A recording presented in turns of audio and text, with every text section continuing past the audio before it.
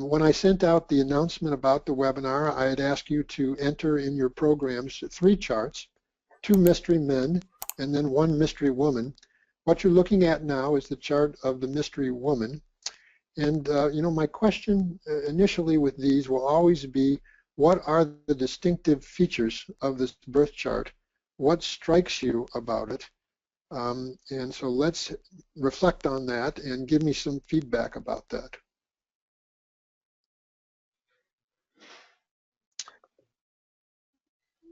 Rohit?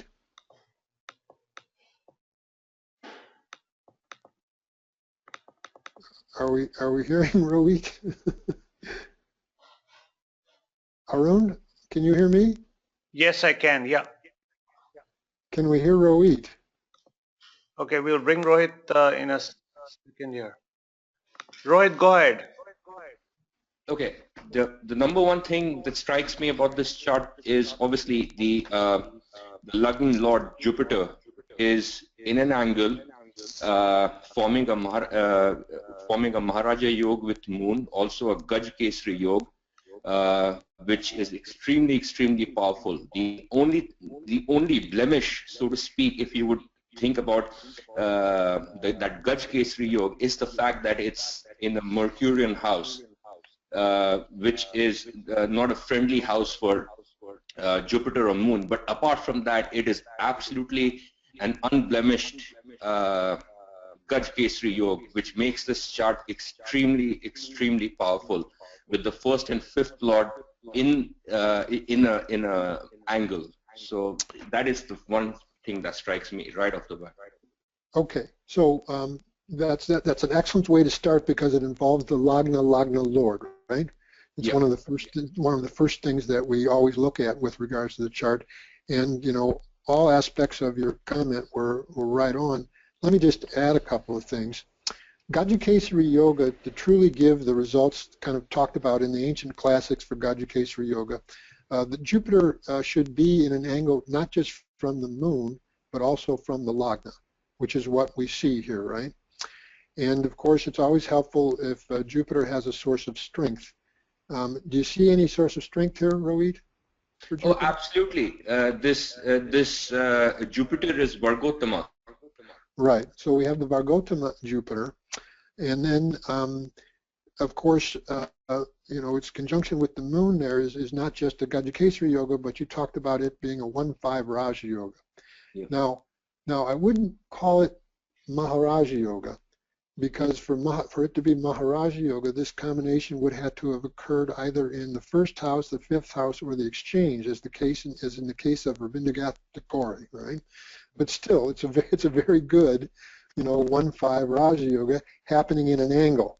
Right. When you're looking at Gajukesari Yoga, I always recommend that you see which planets the Moon and Jupiter rule. You know, not just the fact that they're forming this yoga, because if they also form other types of yoga, in this case a Raja Yoga, it makes it even more powerful. All right. Now, the one thing that isn't as apparent here is that, you know, in the ancient texts, again, for Raja Yoga to be Gajukesari Yoga to be Gajukesari Yoga, there should be an additional influence of natural benefics on Jupiter. Okay. And, you know, Jupiter isn't with another natural benefic. It doesn't get aspected by a natural benefic, but it is in the sign of the natural benefic, and it also falls in a close Kendra relationship between both Mercury and Venus here. Do you see that? Yep. You know, particularly its Lord Mercury. So in that sense, you know, I would see this as being what I would call a real Gajukesari Yoga. Okay. All right, and so what else? Anything else? Giresh, would you like to maybe comment about anything that strikes you about this chart? Yeah, basically the other thing that strikes me is a Papkritari Yoga on the ascendant with Saturn and Mars scissoring it. Okay, so you know, probably the most challenging hemming that can happen, all right, is when Mars and Saturn are on each side of the Lagna. But what do we notice about Mars and Saturn here? They are in their own signs. they're in their own signs. Okay, now that makes them strong. Okay, but you know, as I'm going to go on to talk about, that has its own features. But yeah, there is most definitely a malefic hemming of the Lagna here, with also a natural malefic in the ascendant, right? Right. Okay, so we'll come back to that, but yes, that is a very noticeable distinguishing feature of this chart. What else? Rohit, do you see anything else? Yeah, there is another great Raj Yoga that is happening, which is the fifth and the 10th Lord, which is again because of Jupiter Moon that that is happening. Well, so the Moon Jupiter combination is both 1-5, right, and 5-10. And 5-10. Yeah. Right, both. Okay. Yeah, so that's all part of that Moon Jupiter combination that we were talking about. The other really strong part about this chart is that all the benefics are in a Kendra. Very good. So all benefics are in a Kendra, and that is usually good for any chart. Okay. So Giresh, another comment from you? Yeah, so Mercury is exalted here, and it is in a Bhadra Yoga. Okay, so we have a Mahapurush Yoga, Bhadra Yoga. What makes this, besides the fact that Mercury is exalted, what makes this a real Bhadra Yoga? What makes it really enhances the fact that you're going to see the effects of Bhadra Yoga? What would you say? Because it's the dispositor of the Gajakesari Yoga combination, the Jupiter and the Moon in the fourth. All right, that helps the Gajakesari Yoga. Okay. From all three levels. And it cancels the debilitation of Venus. We'll get to that in a minute, but I'm going to come to Rohit's comment. The Mahapurush Yoga repeats from all three Lagnas: Birth Lagna, Chandra Lagna, Surya Lagna. Everyone see that? Yes. So my recommendation, whenever you see a Mahapurush Yoga of any variety, the first thing that you want to do is to see if it repeats from the moon, if it repeats from the sun. It's better if it repeats from more than one perspective. It's best when it repeats from all three perspectives, which is what you see here. Okay, so looking at the moon and its degrees, which Mahadasha was she born into? Jupiter, I believe. Jupiter Mahadasha, right? Yep. And that's correct, followed by, of course, Saturn and followed by Mercury. So you'll know that in her lifetime, and when I show you the dashas, the Mercury Mahadasha came at a very good time of life, right? I think it's happened in her early 30s. Another distinctive feature of this chart, anyone? Mark, we are getting a lot of significant comments from the audience. So we have Okay, Lina who's saying Saturn is aspecting Mars, and from Moon also. Lina, if you want to speak up, you are unmuted. Oh, okay. Well, Hello, actually, hello, hello. Lina. You are very Christmassy, looking cute. Yes, Mars and Saturn are very strong, but Saturn is aspecting. I guess I wanted to add to this hemming before that Saturn is aspecting, and actually that had influence in Saturn Dasha. Okay. Before we go any further, does anybody have any idea whose chart this is? Is anybody in the audience? This is This is Annie Bizant's chart. Annie Bizant. Yes. Is that Ekaterina? Yes, yes, yes. Yeah, Yes. Ekaterina was saying just a minute back, she's typing that it's the Saraswati Yoga. Well, first of all, Ekaterina, you're always such a good chart detective. Okay, you always figure out who the chart is. So good for you. Yes, and this Saraswati Yoga repeats also from the moon. So it is, yeah. And also from the Surya Lagna. So she sees that there's Saraswati Yoga. And of course, we always want to see strength of planets. Saraswati Yoga is akin when Jupiter, Mercury, and Venus all fall in angle and trine houses or in the second house. And always remember that the additional stipulation is that there must be a strong Jupiter, which we see here, right? Jupiter, Yes. Vargotama. Yes. And then again, the Saraswati Yoga is going to repeat from the moon and also from Surya Lagna, right? And of course, when she runs Mercury and Venus Mahadashas, it's going to be repeating from Dasha Lagna, right? So it is a particularly potent Saraswati Yoga. Now, for someone to go to the head of the class and win the prize, what yoga, special yoga that I've mentioned in my articles that apply to this chart related to the ascendant, can anyone see the yoga here that is actually one of the strongest and most powerful yogas in the chart? I forgot the name of the yoga, but I can explain it. Then you're still going to get extra credit. Then there are planets in the 7th house and in the 2nd and the 12th house from the ascendant. But yeah, you're right. You're on the right track. There's one more stipulation that has to come in order for that yoga to be present. You remember?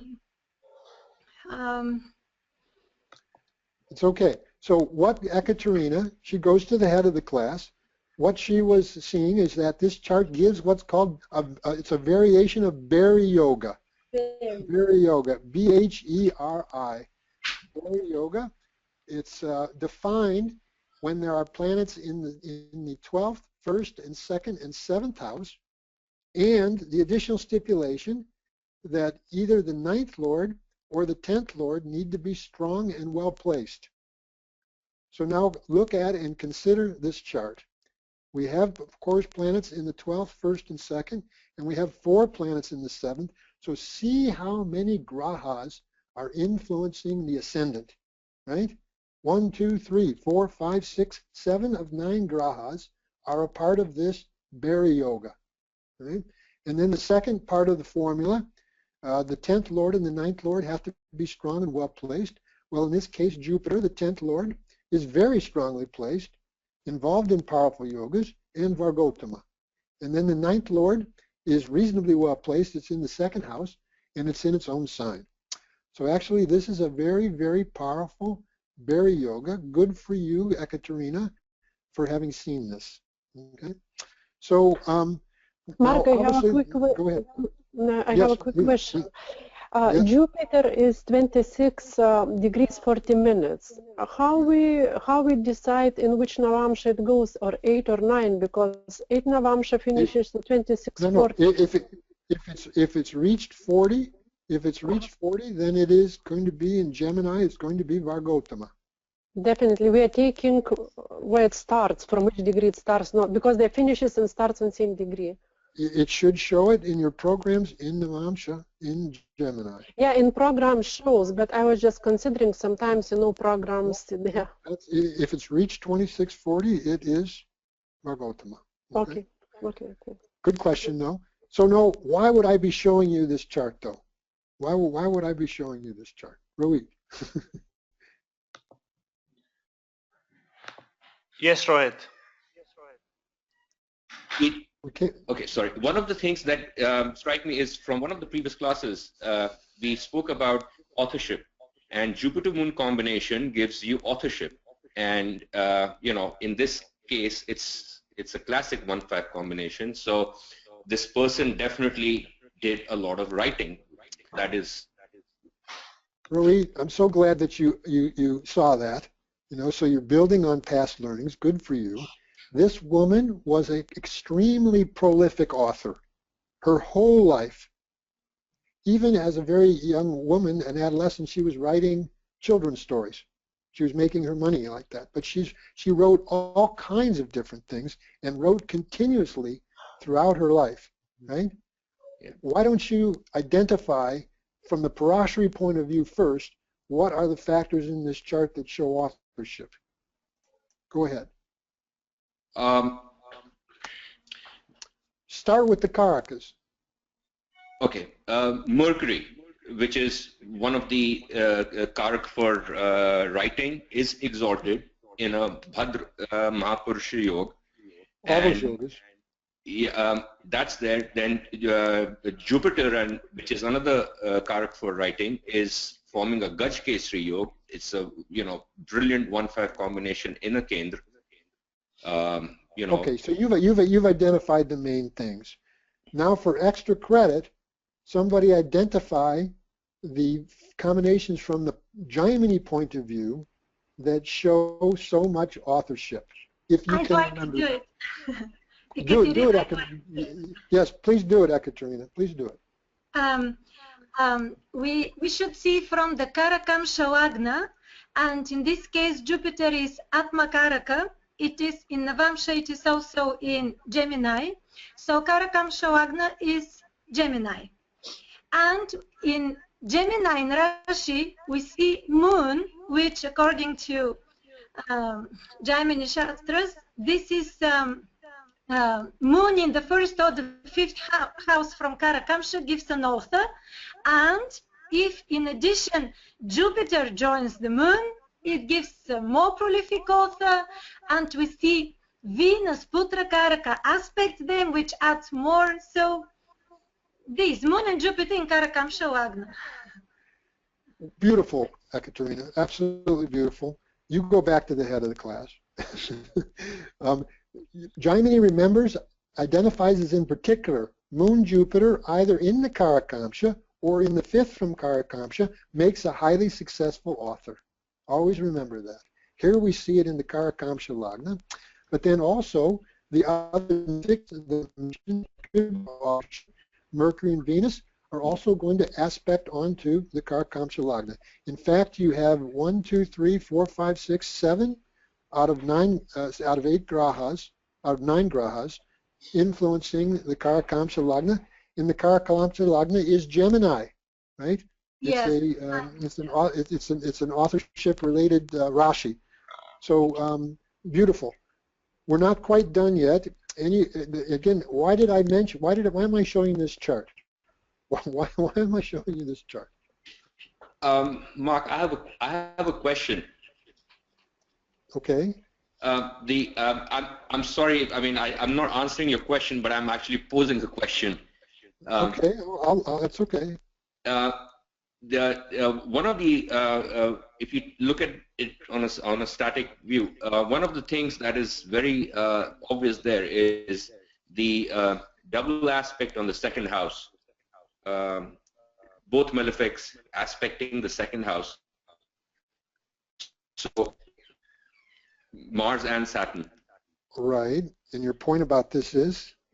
And my point about this is how are we? I mean, how are we supposed to infer? You know, although those are both strong, but do they kind of signify anything in terms of, because you know, family in terms of what do you call the second house, like, you know, family, wealth, upbringing, whatever it might be, whatever it might represent. Right. Well, you know, you can go online and you can read about her life. Okay, she was a very unusual person for her times. You know, women really didn't have much of a role in terms of life in the world during that time, right? But here was someone that was a real mover and shaker. As a woman, she was a political advocate. She was a social advocate. You know, she held you know, high positions. She was even, as we'll go on to talk about, head of the Congress Party in India in 1917, and a part of the Free India, you know, home rule sort of movement. Specifically, the 11th Lord in its own sign, and the second is actually can be good, you know, in terms of finances and so forth. But if you're saying, you know, where there are real issues in the Ketumba, in the family of origin, right, and all that sort of thing, yes, okay, that's going to be a part of this. But let me get back to my question. Why am I showing you this chart? Because of the Nij Bhang Raj Yoga. Yeah, let Girish answer here. Let Girish answer. Yes, Girish. Girish, can we hear you? Arun? Yes, we can hear Girish now. Yeah, yeah, basically it's the debilitation of Venus and its cancellation. Yeah. And what do you see that brings about cancellation here? So Mercury is along with Venus, which is like it's in its exaltation sign.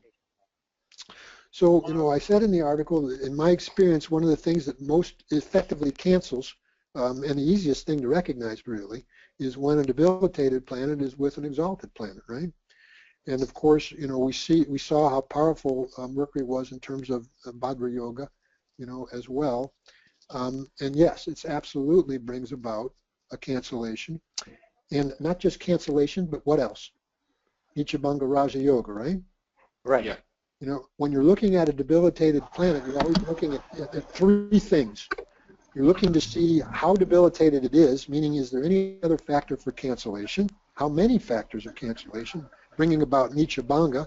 But then we're trying to see if there's Nichabanga Raja Yoga that it gives as well.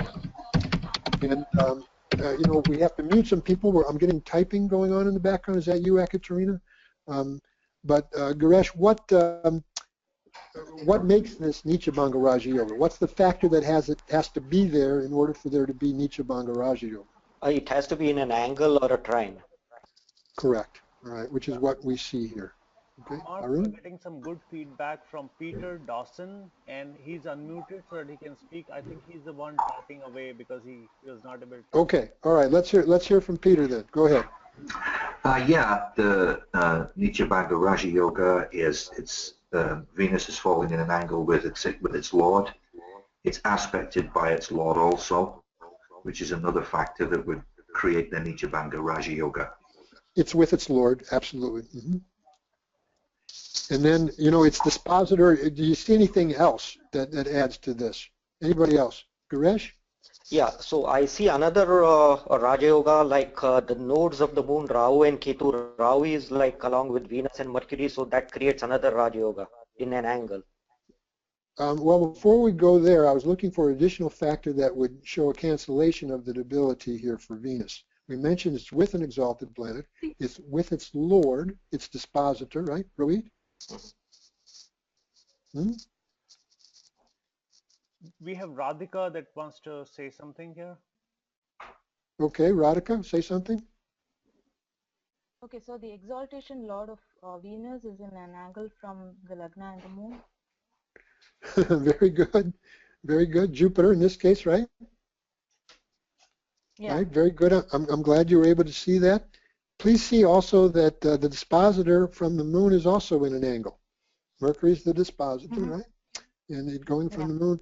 So actually, this Venus gets its debility canceled in many, many ways. Now, remember in the article I was saying that just because a planet's debility gets canceled doesn't mean it doesn't and can cause problems, right? Right?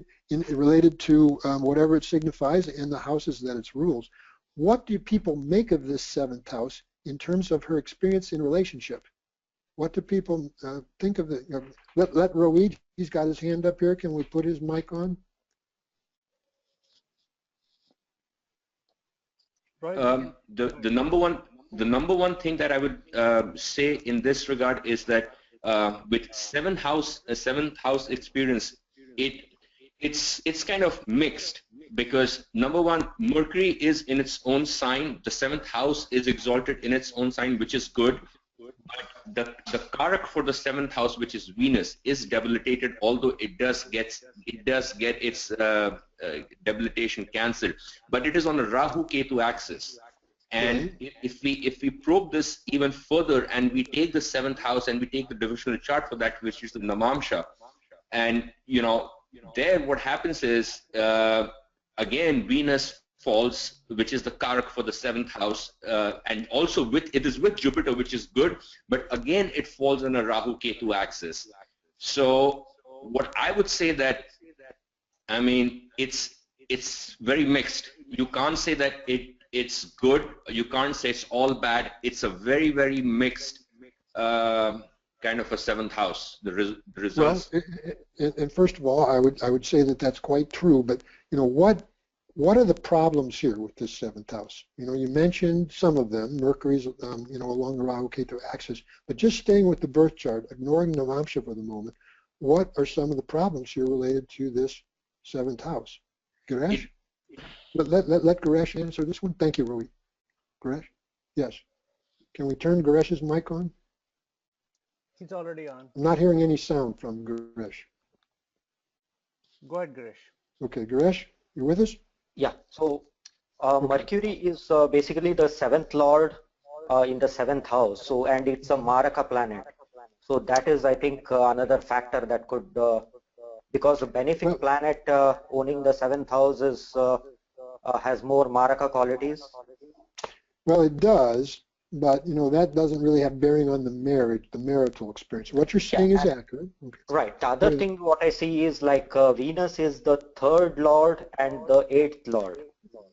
And what else? 8th lord in the 7th house. And what else? We have a good comment from Lena. Okay, Lena, go ahead. Yes, actually, I typed also that Mercury is joined by 6th and 8th lord. Yes. That gives an inclination that she must having some animosity or even divorce or case courts, I guess, with partner. You are 100% correct. We have to see here big upside downs, actually, unexpected events, big time with 8th lord, which in first place is debilitated, and Rahu is not helping also. Well, you're seeing and speaking very accurately, Lena. I want everyone to see that, well, because the 7th lord is in the 7th house, not only is Venus the 8th lord, it's with the 7th lord and the 7th house, right? And of course, again, same thing, 6th lord Sun is both with the 7th lord and in the 7th house. She married, and I want you to see also that on both sides of the 7th house, you get the aspect of malefics.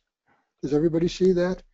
You know, so it's not a hemming per se, but it has a quality of hemming to it. In other words, Mark, can I add a little bit to this? In Navamsha, Mercury is in 12th house. It's Mercury 7th lord is in 12th house, not helping, and Jupiter, like natural Karaka, and Venus for love with Rahu also, they are joined together. Okay, so those are excellent comments, Lena. But if we're staying with the Rashi for the moment. So her marriage only lasted. Her marriage was. She said she was totally incompatible with her husband, who was a minister, and they differed on so many views with regards to religion and social activities and all these sorts of things. So it only lasted just a couple of years. They were in a major battle for the 2 children, and it was very acrimonious, very sort of bitter parting. And after that, she was never able to actually get a divorce from him. And that's why she remained Annie Besant. But then, of course, she had, relationships, and with Rahu and Venus in the 7th house, it was not typical that time for a woman to have a lot of different relationships with different men, and it was scandalous and all that sort of thing. But this is not a benign 7th house just because it has the 7th lord in the 7th house. That's the point that I'm making. Yeah. Okay. So just to look at a couple of timing here. What might have been some periods in, well, first of all, let me ask the question. Let me show that what were some of the potentials of the Saturn period, just looking at the birth chart, and then I'm going to show you D10. Just looking at the birth chart, what were some of the potentials of the Saturn major period on a negative side? What's some bad things that could happen during that time, based on both the yoga it's involved in and its placement? Any ideas about that? Rohit? Give me a second, Rohit. All right, please go ahead. First thing that comes to mind is travel away from home. Okay, because of the 12th house influence? Yeah. But Jupiter, actually Jupiter aspects it, so it could have, and Jupiter is the lord of the Lagna and the 10th, so it could have been like the experience could have been good rather than bad experience, but just travel. Okay. Anyone else? Yes, I guess I can comment some financial losses she experienced. Yes, and I don't know if I can comment. Navamsha also points to let's stay with the Rashi right now, Lena, if that's okay. Okay, financial losses, because Saturn gains in 12th house and also aspecting Mars 2nd house, even though that kind of creates Dan yoga, I guess, because 9 house Mars in second house and aspected by Saturn 11 house, but also they're enemies and they're placed in. Okay, so you're correct. When definitely when she left her husband, she struggled financially during this time. But you know what I'm always encouraging you to do when you're interpreting the potentials of some planet, always see what yogas it's involved in, right? So what yogas is Saturn involved in that we mentioned? Anyone?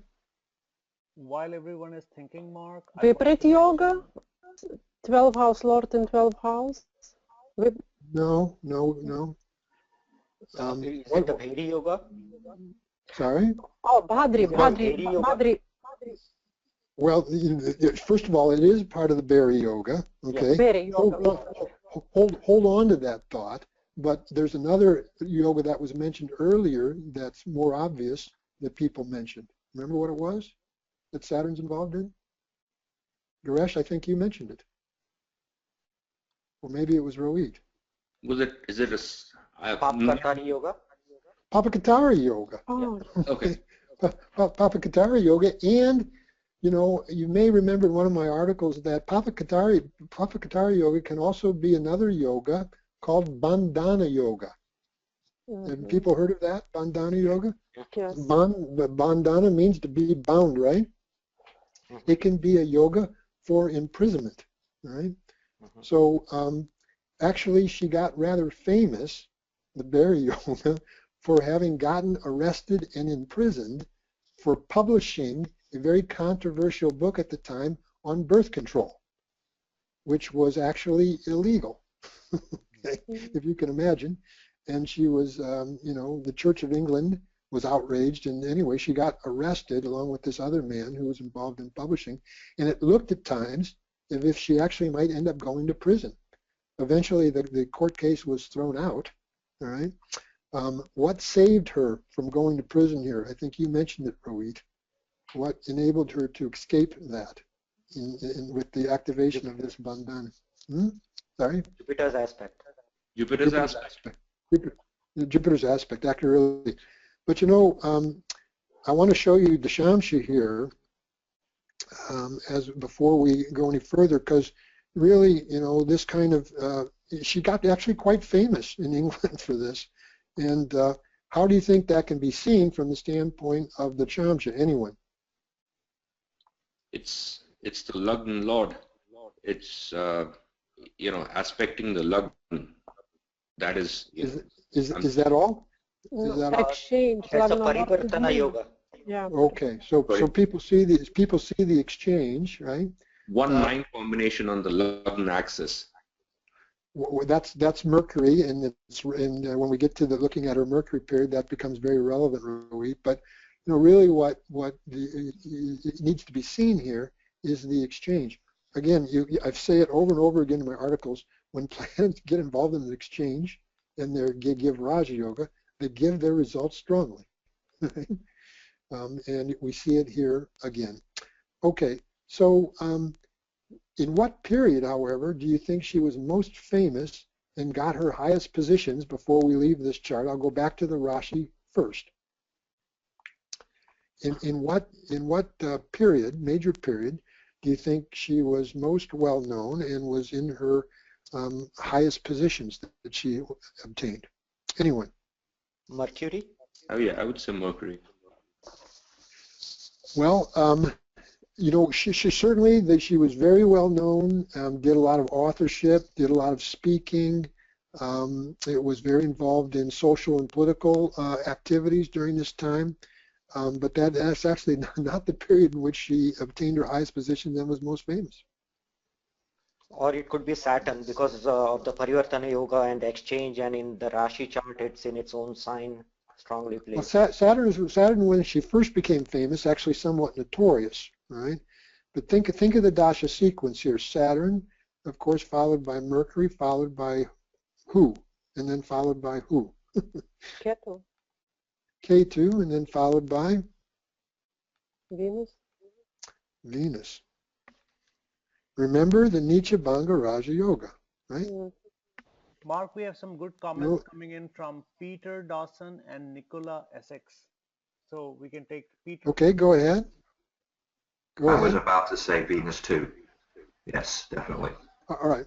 So you see in my notes here, she was, you know, actually involved in India in founding a couple of colleges, a couple of institutions of higher learning. The one of which was done in Venus Mercury. Okay, and then you know, she became the president of the Theosophical Society in Venus, and then she was actually president of the Indian National Congress in Venus, Jupiter, right? So let me go back here just on the Rashi. Venus, Mercury is obvious, right? Because it's the period and sub-period of the two planets involved in the Nitya Bhanga Raja Yoga, right? But now, why would she be founding colleges and institutions of higher education in her Venus period and also her Mercury period? How could that be seen? Anyone?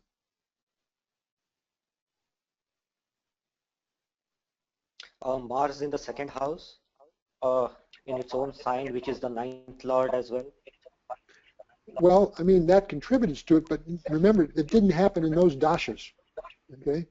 It happened in the Mercury dasha and then again in the Venus dasha. I think that Mercury is exalted. He is Lord of fourth house, and Venus is in the Nitya Yoga with Mercury. And Jupiter is placed. Jupiter is one at a time. Rohit would like to say something. Go ahead. Okay, from Venus, what happens is that the fourth house, which is the house for basic education, gets the aspect of Jupiter, Moon, which are the two planets which could signify writing as well as teaching.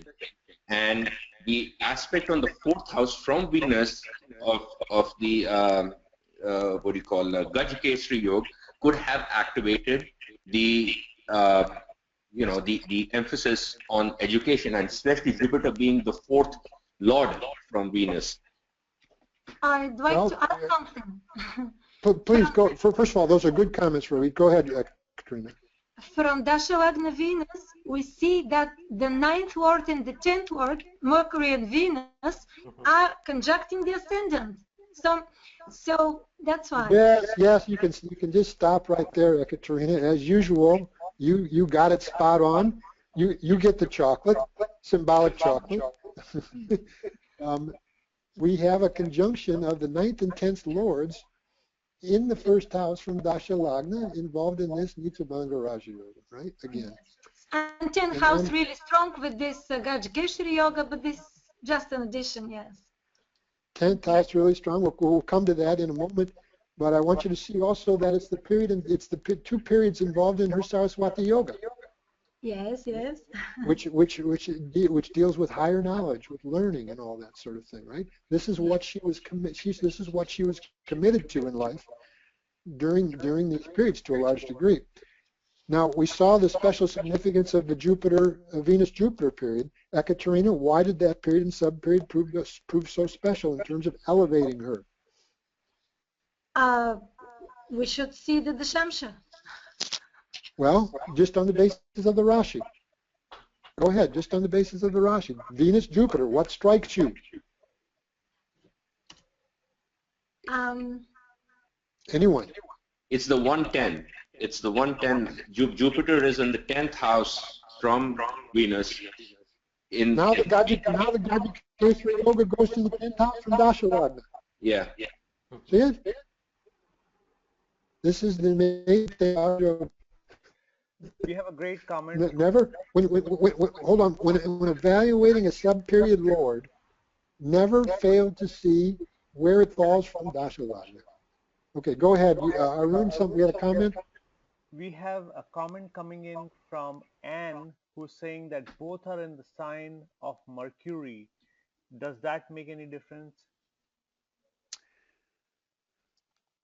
Well, it contributes to her emphasis on writing and education and learning, certainly. Anne, go ahead. You are unmuted, Anne. Please go ahead. Anne, go ahead. Okay, I was just thinking that since Mercury is so clearly exalted, and that both of these planets are in Mercury's sign, they take on additional strength and power to make things happen. Yes, they do. Now, we're going to leave this chart after one more question. There is a whole category of yogas called the Nabhasya yogas, all right? They are yogas that involve planetary patterns. They're not independent. They are something that produces an effect that is in effect the entire lifetime. Do people know what I'm talking about? I'm going to be writing articles about Nabhasya yogas because I think they are a forgotten and neglected aspect of Jyotish. But actually, one approach to birth chart interpretation is to see these first. Now, does anybody see a Nabhasya yoga that applies here, whether or not you can remember the name of it? So is Mahapurusha Yoga part of the Nabhasya Yoga? I'm not sure. No. Okay. We see many planets in dual signs, and especially ascendant, the Lord of the Ascendant, and Moon and Sun, so we can apply. But many planets in dual signs, yes. I can't fool you. I can't ask a question that you don't know the answer to. I'm not a good teacher. I'm getting very upset here. Too many chocolates, Secretary. Too many chocolates. You see it very clearly. We have 1, 2, 3, 4, 5, 6, 7 grahas in the dual rashis, right? This gives rise to, I believe the name is Nala Yoga. It's one of the initial yogas of the Nabhasya yogas, and it produces someone who has a lot of different interests, has a lot of different talents, and gets involved in a lot of different things. It's like a person who's very good at multitasking, okay, and having a lot of different activities that they're involved in. So we will leave this chart at this point and move on unless there's any question. Well, right now I'd like to open it for any questions about the article per se before we go further, right? Or questions about this chart that we've discussed. Let's have it be a question period now. Marie. The one question that I have is if a planet is in a sign and the lord of that sign is in a Nich Bhanga Raj Yoga, does that give strength to that planet? So if the depositor is debilitated but in a Nich Bhanga Raj Yoga, does the planet gain strength from it? One more time. I didn't quite catch that. Go ahead. I'm saying if the depositor of a planet is in a Nich Bhanga Raj Yoga, does that planet gain from the fact that it's deposited, although debilitated, but is in a Nich Bhanga Raj Yoga? All right, so you're talking about a situation in which a debilitated planet is also disposited by a debilitated planet. Yeah. Right? Now, normally this would not be a good thing.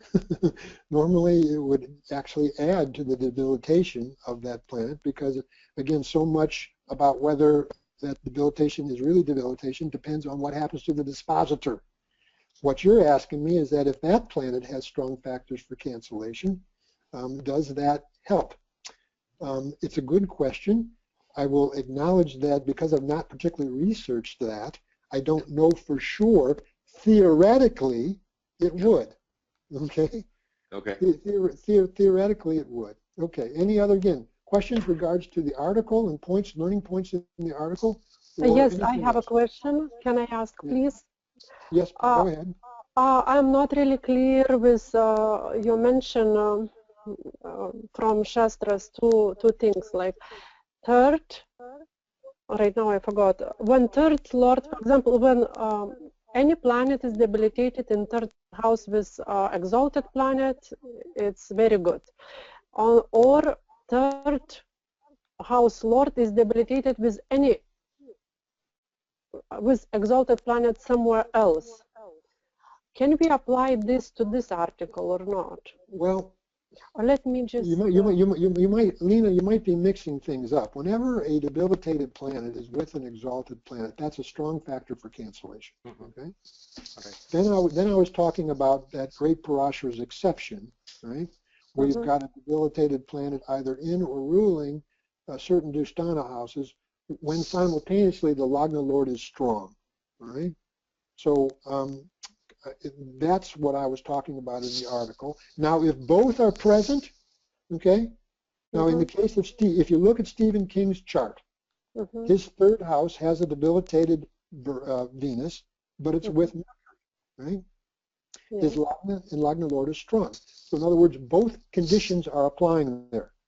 And Venus gets exalted in the Vamsha. So we have three major factors that's making his Venus give Raja Yoga, and not give it weakly, but give it stronger. But remember, he's down first before he goes up.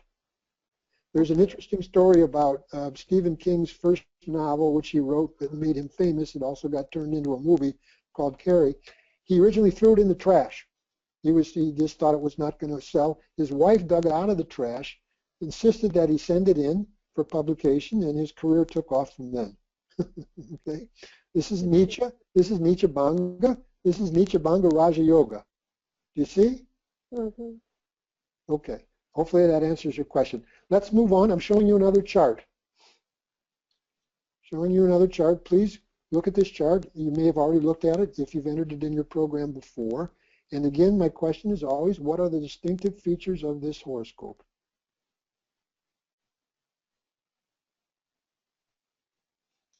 Anyone? Giresh? Yeah, so here I see that Mars is debilitated, but it is aspected by its dispositor moon. So what else? I think this is the debilitation is cancelled, and there is a Nietzsche Banga Raj Yoga here.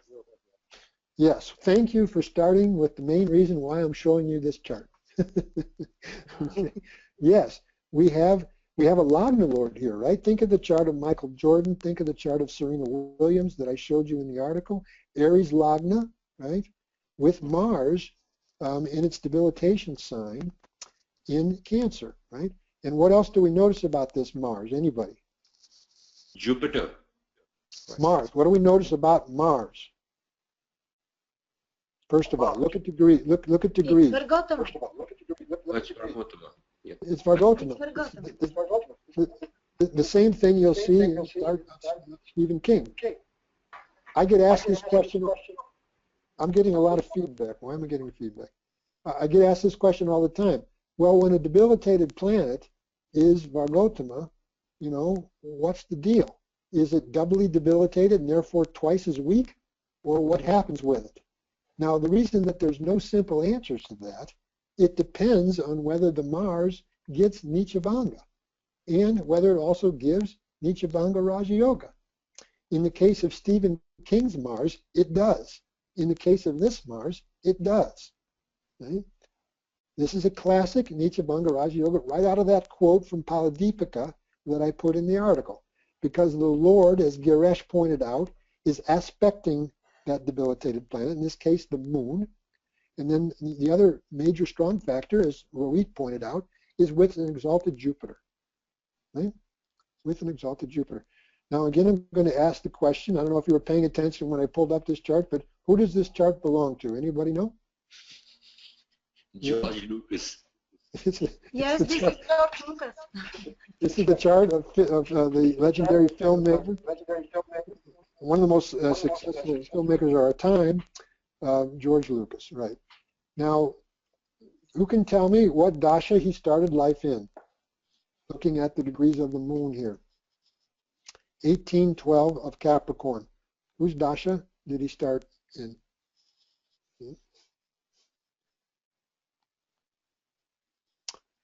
Moon. Moon's at 1812. It's in Mars's. It's in Mars's nakshatra. Oh, it's Mars. No. It's in Shravana. It's in the moon's nakshatra. Yeah, Right? Nikolai. Moon's, Does Nikolai get a chocolate for that? Because he said moon. yes, he does. Symbolic chocolate to Nikolai. That's correct. It's in Shravana, so he started in the moon dasha, followed by who? Mars. Followed by who? Rahu. Followed by who? Jupiter, Saturn. Jupiter, right. So what is particularly good about this Jupiter? I mean, and to tell me about this Jupiter and why it could give very, very powerful type results. What kind of yogas is it involved in? We'll start with Garesh. Yeah, so the first yoga is the Gajakesari yoga with Jupiter and Moon aspecting each other. And the second is the Saraswati yoga. Hold on. What's good about this, this Moon-Jupiter combination based on what we've talked about earlier? Why is this Gajakesari yoga? What's good about it? Tell me. Right, because Jupiter is the 9th lord and Moon is the 4th lord.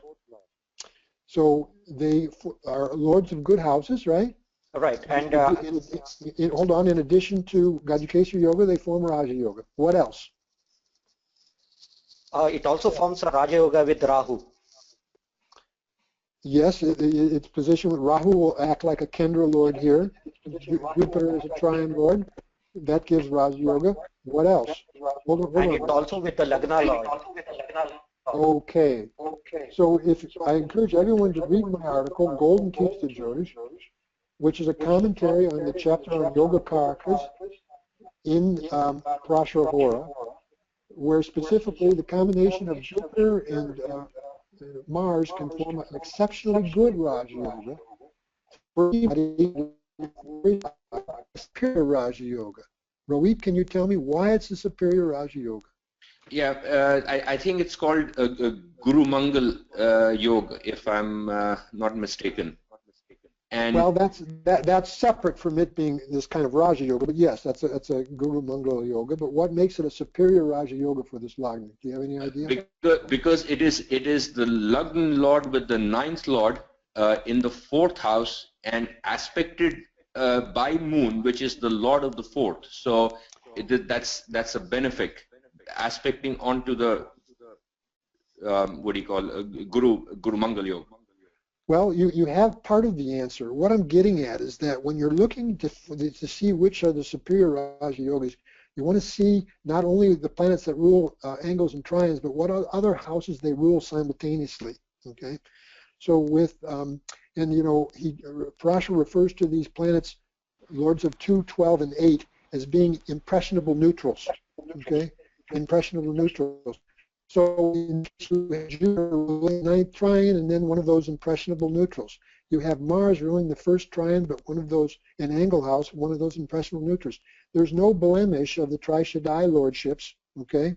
And therefore, these form a superior Raja Yoga. Parashara goes out of his way to mention the Mars-Jupiter combination specifically for Aries. And now here we see it falling in an angle, right? Gajakesari Yoga, and then also this Nichabanga Raja Yoga. It's a fantastic combination. Yeah. Now think about this man's career started in Jupiter when he made the film American Graffiti, right? His first major film got 5 Academy Award nominations. All the Star Wars movies, all the the first Star Wars movies, all the Indiana Jones movies, it all happened in his Jupiter Mahadasha. Okay. Now I'm going to show you Navamsha, and then I'm going to show you Dashamsha. What adds to Jupiter's ability to give such incredible results? First, see Navamsha. What do you notice here about Jupiter? Jupiter is in the 4th house, which is the 5th.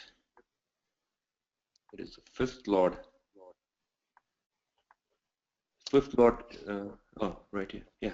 It's the 5th. It's the 5th Lord. 2nd and 5th Lord in the 4th house, aspected, deposited by Saturn, which is exalted, and it is forming a tremendous Dhani Yoga with in the Navamsha with Mercury, which is the 11th Lord. So it's the 2, 5, 11th Lord. Which is okay. So you're seeing very well, Rohit. The key point is that it's strongly placed again in an angle, right? It's an angle trine combination since it's the 5th Lord and the 4th. I want to make some comment. Does anybody want to comment on its placement in Aquarius here? Anyone at all? Ekaterina? Well, we know that Ken Rao says that Jupiter in Aquarius is it's really strong. I mean, Aquarius is a really strong sign for Jupiter. It gives strong results. Yes. You know, there is some classical reference about this. Hold on, Ruth. There is some classical reference about that, but Ken Rao always praised Jupiter in Aquarius, and I've seen it over and over again. In fact, he even said it can give results almost like an exalted planet. Exalted planet. And I've seen so much evidence for this. Here's another example.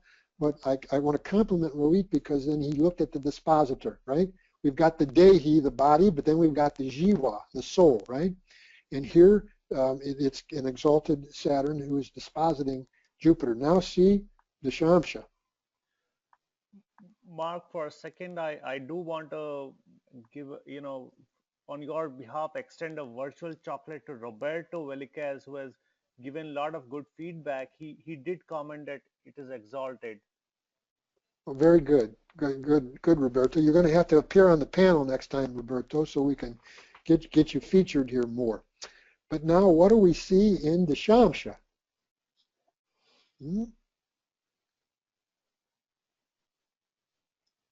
What strikes you of the picture in the Shamsha? Giresh. Go ahead, Giresh, go ahead. And Mars. Sorry?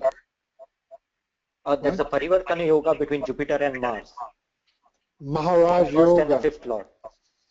Maharaj Yoga as it applies to this divisional chart. See the exchange between 5 and 9. And what happens to Jupiter in the first house? Digbala. Dikbala. And if you've read my article, The 10th Part of Glory, I recommend everyone do it.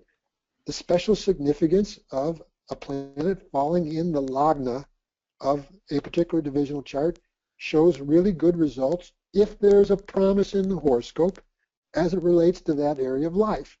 So here we have is Jupiter exalted in the birth chart, involved in all these powerful yogas, powerfully placed in the Vamsha, and now even more powerfully placed in Dashamsha. It's when you see all three, folks, that you always see the truly dramatic results, right? Which we see here. Now, based on what we saw in the Vamshas, does anybody want to guess the first sub-period within Jupiter that proved especially powerful, especially spectacular? Anyone? First sub-period within Jupiter that brought, Jupiter brought American graffiti, right? But then later he became even much more famous for something else. Does anybody want to suggest what sub-period that might have been? I'm going back to Jupiter Mercury. Jupiter Mercury, certainly. Is anyone struck by any other period that may have proved rather powerful? Peter is saying Saturn. Who said Saturn? Peter. Peter, you go to the head of the class. Again, see Navamsha, where we have, Jupiter and Saturn Sambandha, and now we've got Jupiter exalted in the birth chart and Saturn exalted in Navamsha. Then see Dashamsha again. You see Saturn Vargotama relative to the birth chart. Saturn is in Gemini in the birth chart. We see that again in Gemini in Dashamsha. In Jupiter, we saw getting Dikbala here and also involved in an exchange. The principle in my article, Intricate Patterns of Destiny, I point out that when you're running the period and subperiod of two planets in the Dashamsha, both of which you have sources of strength and power, then those periods and subperiods can oftentimes, prove rather special. Okay? So, we could talk a lot more about this chart in certain subperiods, but I want to be able to discuss all the charts and actually leave time for questioning. So we're going to bring up the other chart. But any questions about what we've talked about with regards to this chart or, again, about the article? We'll give a chance for, well, let me just ask you, sir, what are, just based on the Rashi, what are some subperiods that might prove especially good? Ekaterina mentioned Jupiter, Mercury. Does anyone see another one based on the Rashi that could prove particularly good? Hmm? Just based on the Rashi. Lena says Jupiter, Mars. Jupiter, Mars, certainly, and that's because of what we saw in the Deshamsha, right? But then another one, please. Jupiter Ketu. Jupiter Ketu. Why Jupiter Ketu, Roberto? It's Why maybe, Jupiter Ketu? Hmm? I'm just thinking that because Ketu is in the 10th with the moon and aspected by Jupiter. Well, Ketu is giving all the results of this Gajikesari Yoga and also the Raja Yogas, right? Yes. And it's also falling in the 10th house from the birth Lagna, and then see Deshamsha, and really the answer lies as much there as anywhere else. Mark, we have a couple comments here. Anne is saying it is Jupiter with Mars, Moon, Rahu, and Ketu. And Lena is saying Ketu in Lagna in D10. Okay, all those are good comments. All those are good comments and also true. I want to particularly highlight the period of Jupiter-Venus when the Return of the Jedi came out, and then another hugely successful film, Raiders of the Lost Ark. Both of those happened in Jupiter-Venus. Based on the birth chart, why did Jupiter-Venus prove to be so good? Anyone?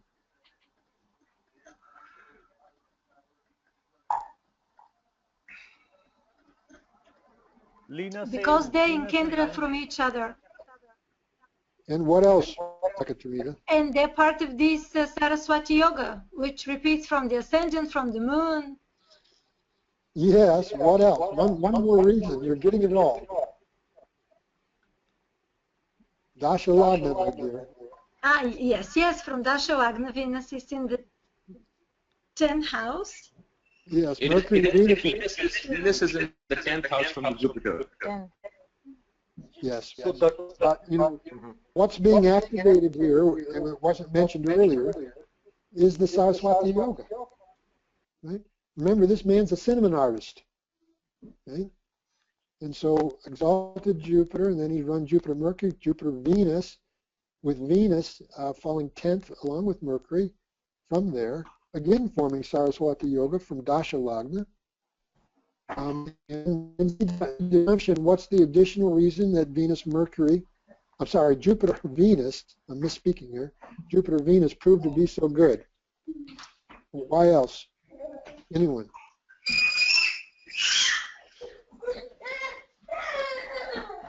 Mute your microphone, please. We have crying baby in the background. Someone needs to mute their microphone, please. yeah, I'm trying. Sorry. Everybody. There is background noise, a crying baby. Someone please mute their microphone. Just one. Sorry about that, Mark. Just 1 second. I'm asking the question. Showing you the Deshamsha. I'm asking the question why, what indicates in the Deshamsha that Jupiter Venus could prove particularly special as a subperiod professionally? Anyone?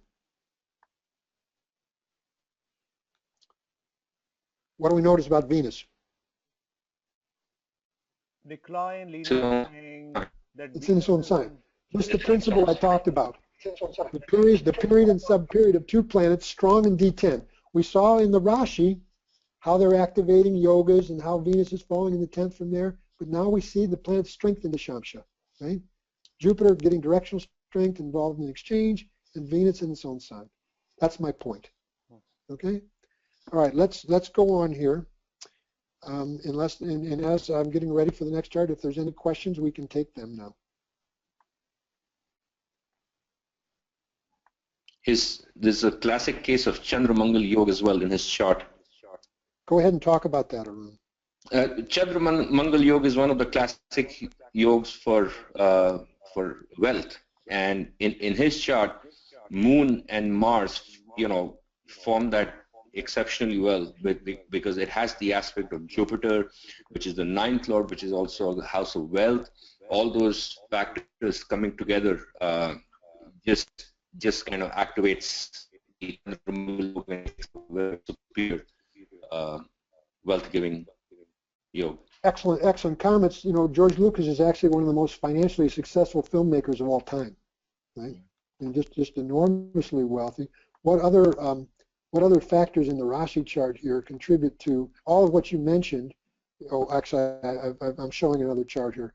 Well, anyway, you'd see that he has the fifth lord in the second house, I believe, too, right? Anyway, we're looking at another chart here. Focus in on this one for a moment. And again, my question is always distinguishing features. And if anyone, well, do people know who this chart belongs to? We may not even recognize a lot of you if you weren't like. Jim Rockford. This is James Garner. This is the birth chart of James Garner. James Garner is the big American television and movie star. Starting back in the 50s and the 60s, he actually his career spanned 5 decades. He was still making movies when he was in his early 80s. So long career, and you know, usually successful, obviously. What are the distinguishing features of this birth chart? Can I speak, please? Of course, Lena. Yes. Nijbang Raj Yoga, Venus with Okay, Mercury. so well, all right. What brings about when you see the Nietzsche? What brings about the Banga, and then tell me why it's Nietzsche Banga Raj Yoga. Okay, Mercury, Lagna Lord, is debilitated, but placed in Kendra with Venus, which is exalted, and also makes it Saraswati Yoga. Jupiter is together. Also gives a Lakshmi Yoga, which Jupiter, Venus is exalted as 9th house. Also is Mukuta Yoga, because the moon from Jupiter is in 8th house. And Lena, I think you made a study of this chart. actually, I made all of them, but it is. But you're going too far. We're getting. What I wanted you to say is what brings about Mercury's cancellation, and why is it Nietzsche Banga Raja Yoga, not just Nietzsche Banga? Because it's in the Kendra, and Venus is exalted with Mercury. And Venus cancels, and in Kendra plays. Is there any other factor? Jupiter is in its own sign, and it's canceling that debilitation as well. Yeah. So remember my saying that 2 of the strongest factors for bringing about cancellation, in my experience, is when a planet is with an exalted planet, but also when it's with its own sign lord in that sign. Yes. And here we see both of these conditions that are present here. Now, Lena identified we have once again here a person involved in an artistic profession who has a strong Saraswati Yoga. Jupiter has its requisite strength, being in its own sign. Of course, the Venus is exalted. And then what other kind? And you mentioned the Mukuta Yoga, which I'm really glad you were able to see that, Lena. But what other yogas are given here as well by these planets in Pisces? Anyone? Malavya Yoga, Hamsa Yoga. Malavya Hamsa Yoga and Malavya Yoga, both of these are Mahapurush yogas. They repeat both from the birth chart and the sun, right? What else? Anyone? What other yogas do these planets form? Mark, I'm going to give a chance to Radhika for a sec because she has been trying to raise her hand for some time. Okay. Let's hear from Radhika. Radhika? Is your mic on? Yeah. Radhika, can you hear go me? ahead. Yes, we can. We can hear you. Yes, go ahead. Parivartana Yoga between Saturn and Mars? Yes. Now, okay, there's a exchange between the 3rd and 6th lords here. Okay. First of all, that makes the 3rd lord strong. Remember, this man was an actor, right? 3rd house of the dramatic arts. But there's a special feature about this that I'm going to come back to. But yes, this Mars-Saturn is a distinctive feature of this horoscope, an exchange between 3 and 6, making those planets very strong. Go ahead. What else? Anything else? Garesh? Yeah, Rahu and Ketu are both exalted. We have Rahu and Ketu in their exaltation signs, and that's going to be important about some other yoga I want to bring up. But yes, that is a distinctive feature. Yes, Rohit? There is a yoga called Vasumati Yoga, which is in this chart, which is when benefics are in upachayas like 3, 6, 10, 11. In this, all the benefics are in the 6th house from the moon. So I'm not only going to give you a chocolate, I'm going to give you chocolate and a free article in the future here, Rohit, because that's a very, very good answer. All right. Vasumat Yoga, by the way, won't by itself make you wealthy, but it will show how the wealth it comes in terms of how rapidly it grows. Okay. When I talk about the astrology of wealth, I'm going to be talking more about this yoga. The definition. It's better when the benefics all fall in the Upachaya houses, one in each. But here we see very strong planets all fall in the 6. It is absolutely Vasumati Yoga. Good for you for seeing this yoga. But what about Venus and Mercury? Does that strike you, anyone, that combination for this chart? Mark, there's a question from Nikolai. It is a 9-10 combination. Dharma Karma Adhipati Yoga. The best Raja Yoga for anybody with Virgo Lagna is Mercury Venus. Tell me why, Rohit. Why is it the most superior Raja Yoga? I can't hear you. Karma Adhipati Yoga, the 9th and the 10th house in an angle. So that's highlighted by the classics as being particularly a success in fame giving. But the reason being is that again, these planets only rule good houses, right? Yeah. Angle houses, trine houses, and the 2nd houses. So it's a superior Raja Yoga, right? Yeah. Okay. Anyone else? A distinctive feature of this chart. We've not seen it all. We have some comments from other people. Mark, we have comments from Nikolai. He's saying he can see the Mukuti Yoga. Wonderful. I'm really glad people are seeing the Mukuti. But my question is it merely Mukuti Yoga? Is it merely Mukuti Yoga? Nikolai, is there not other lunar yoga going on here? Yeah, he saw Chandra Adi Yoga, 3 benefics in 6th bhava from moon. Okay, now I'm very happy. Okay, somebody has seen Chandra Adi Yoga. Now remember that the best Chandra Adi Yogas is when natural benefics, Mercury, Jupiter, and Venus fall in all houses 6, 7, and 8. But this is a variation of Chandra Adi Yoga. It is still Chandra Adi Yoga. And again, planets have sources of strength. But there's another Adi Yoga here. Does anyone see? There's also Lagna Adi Yoga. You see? Because again, the best best Lagna Adi Yoga is when planets are in the 6, 7, and 8 from the Lagna. But here we have a variation with all benefics in the 7th house from. So you'll not find many charts where you find both Chandra and Lagna Adi Yoga both. Right? Okay. Nikolai is also seeing a Saraswati Yoga.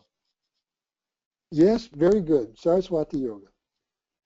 Now, Ekaterina, if you're still with us and you're listening, I'm going to ask you. Yes. I'm going to ask. Yes. There is one of the yogas of spirituality also. There is Srinatha Yoga. We see Venus and Mercury and the 9th ward, which is Venus in Kendras, strong. So Venus, Mercury also show the Srinatha Yoga. Very, very good. And you have told me about Raja Yoga mentioned by. It doesn't have a name, but it is under the number 46. All benefics in Kendras and malefics in 3rd, 6th. So it gives, even if you are very poor, you can be a king. Ekaterina, I'm so proud of you. You remember everything I teach you. Yeah. Right? I saw this yoga in her chart when she first consulted with me. But now this is a special variation of that yoga. Yes. Okay. Not only are all benefics in Kendra, but when an exalted planet additionally aspects the Lagna, And the natural malefics are mostly in houses 3, 6, and 11. It forms a very, very powerful. In this case, we see Saturn and Ketu in the 3rd, while Mars goes to the 6th, and they are in an exchange. Right? And we see the benefic strongly placed in the Kunda with sources of strength, and we see an exalted planet aspecting the Lagna. Right? This is a powerful variation of this yoga, and it explains. I was going to ask you this question. You know, see where the moon falls, and tell me which Mahadasha he first achieved great success and fame. Look at the degrees of the moon. Tell me which Mahadasha he would likely have experienced first great success and fame. Anyone?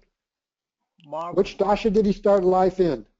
Mark, while they are working on this, Jupiter. a comment from Lena. Okay. And Lena is seeing a Parvata Yoga. Between Mars and Saturn? Yeah. Yes. Absolutely. Very important in this chart. Okay. But what's my which dasha was he born in? Rohit.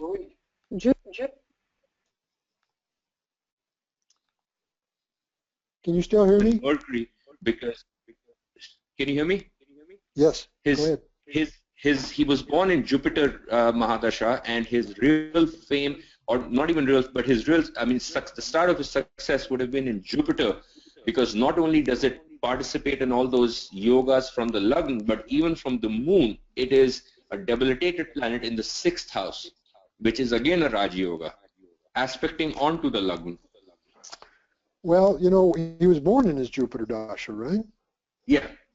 Approximately how much, what's the approximate balance of dasha? He would have probably, he probably would have had 10 years in Jupiter. Probably more like 8, okay? So the first 8 years of his life, he's not getting really famous, okay? Right? But what follows Jupiter? Saturn. And then what follows Saturn? Mercury.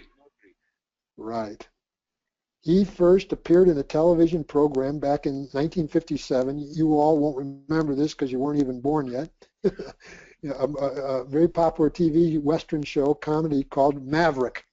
Okay, that started for him just after he moved into Mercury. Again, see the debilitated Mercury giving Nietzsche Bhanga Raja Yoga.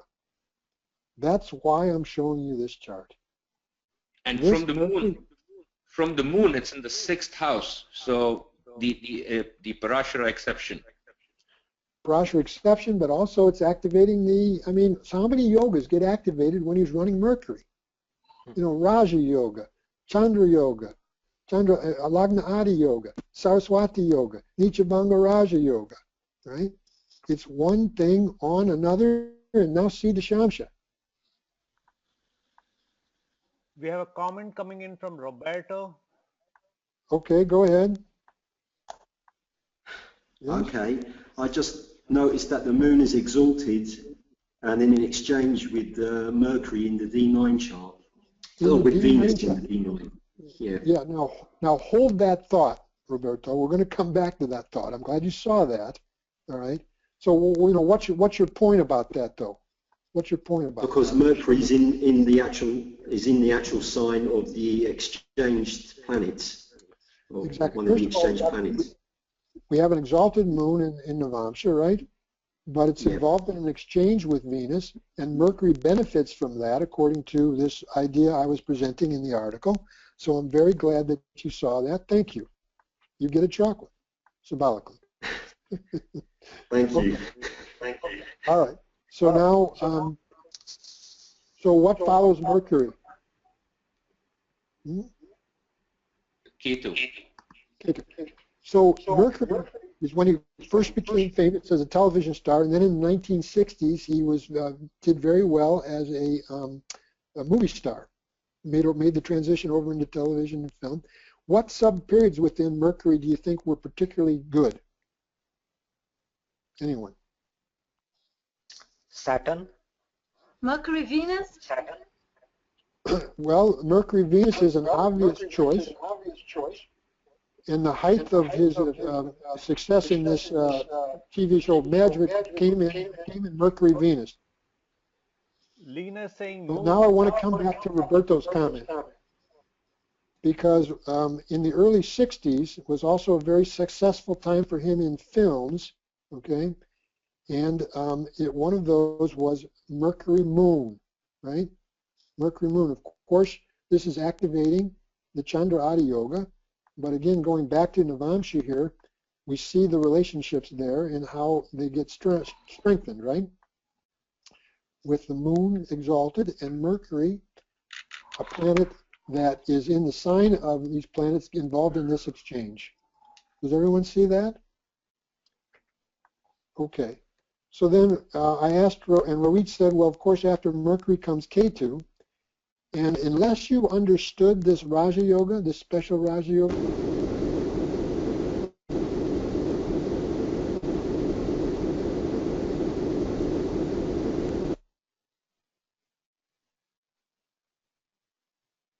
Everybody, can you hear me?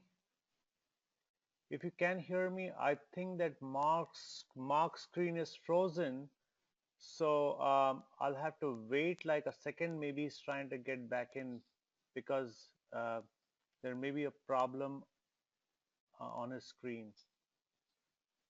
Yeah, Jean, I can hear you as well. I can see your comments which everybody's typing. So maybe he's trying to get back in. If anybody has any comments in the meantime,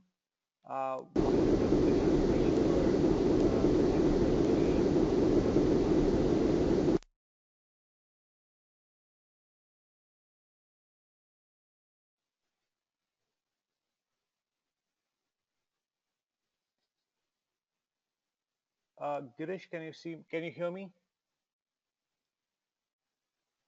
Okay, so if you want, you can either speak your questions or type it up so that we can have some questions ready for Mark as soon as he's back.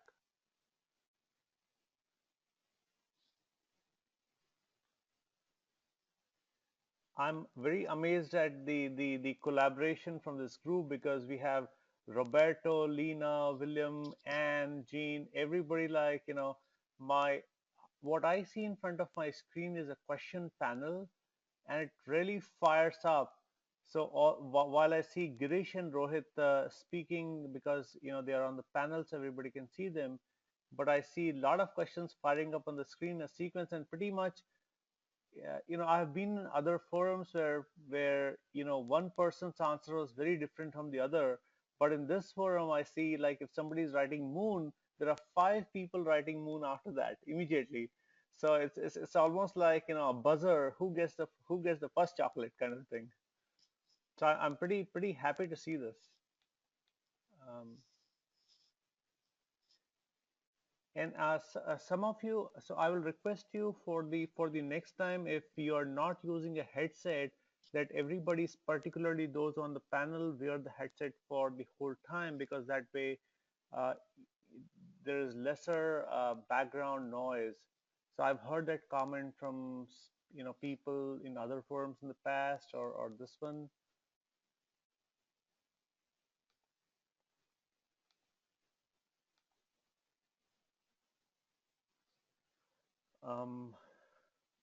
So I don't see any questions that anybody is typing. Hopefully everybody is doing well, planning for the holidays.